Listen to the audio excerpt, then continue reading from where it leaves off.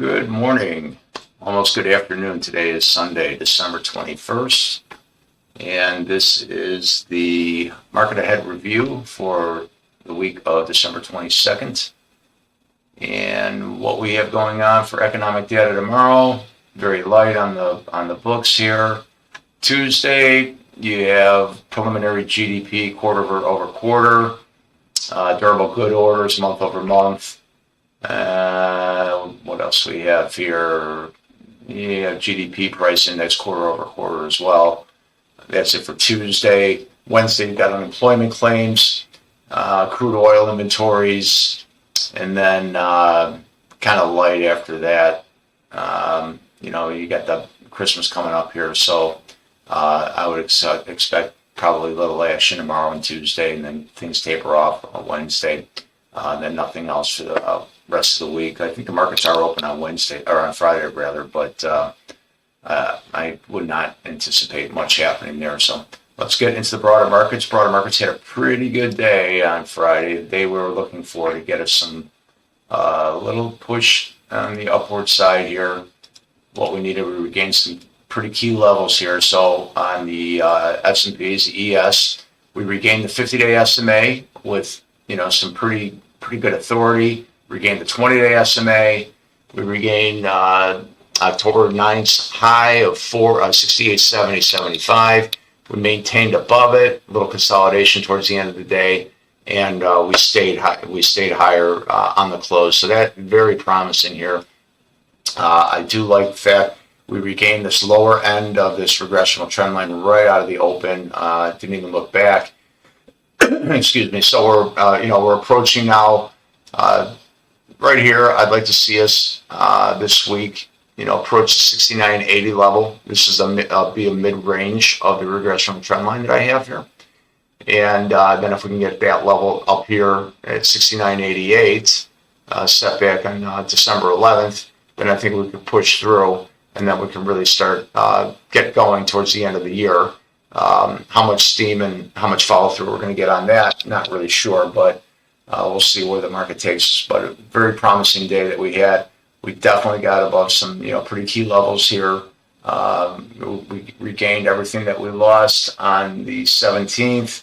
So we did get above 68.73. We closed, definitely closed above it. So that's very promising. If we take a look at the weeklies, let's take a look at that. See if we clean that up. So this is the weekly chart right here. So this is a key level right now. So we have to, if we can definitely, let me see this level here. So we closed above this 69.22 level. Did we close above that? Let's see where we closed here. No, we did not close above that. Excuse me. So we have to get above this 69.22 level. And that is a weekly close from November 24th. So I'm going to mark that. So 11/24 week high, actually. So we have to get above that level in order to keep pushing higher. So we can break this down here now in a smaller time chart here. So this is the key level here, the 69.22. If we get above that 69.22, we're going to definitely push higher and get into that 69.56 level, then come into this regressional trend line, 69.79. So I'd like to see that push right there. So that's going to be a key level. Maybe we get that in pre-market tomorrow before the market opens, but there's a lot to happen between now and tomorrow morning. However, very promising close from last Friday. A very promising day. Nice grind uphill, up all day. Regained the 50, 20, and we closed above.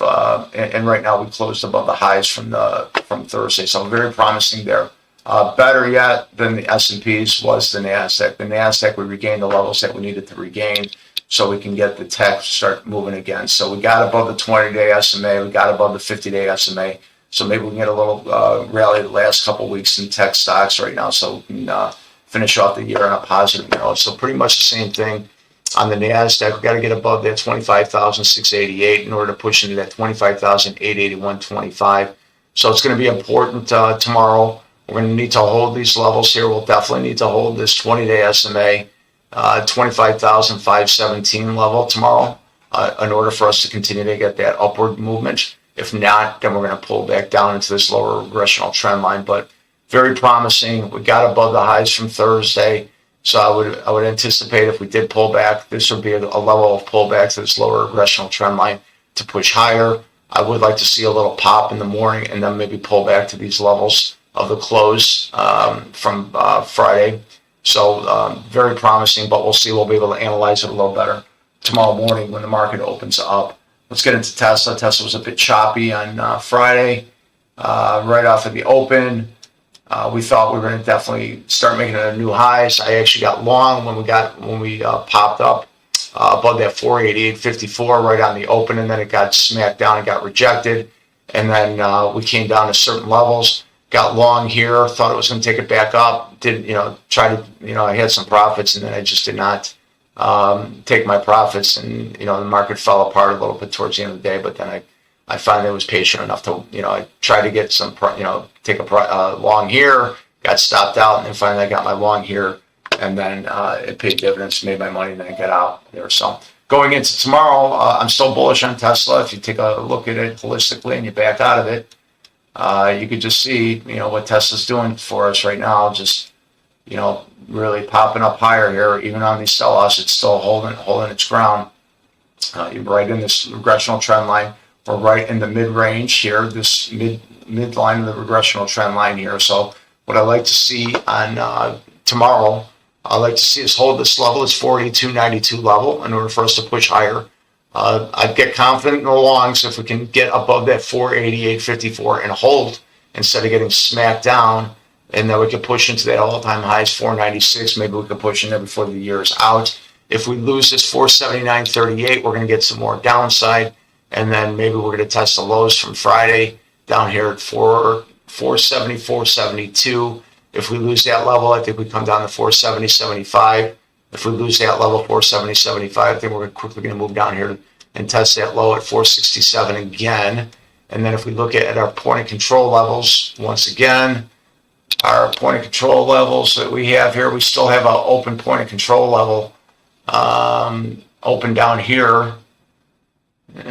450, 475, so it's a bit concerning that is open. Let me go 20 days on that so we can see a better look at that.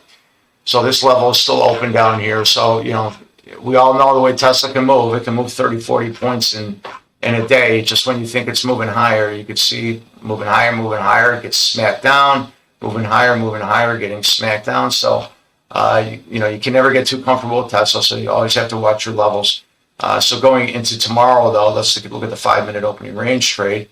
5-minute opening range trade, if we look at it, again, on Friday, I got long here, right on the open here. I thought we were going to push higher, and then it got smacked down. So then if you did, you saw the opening range was 480 up to 490.49.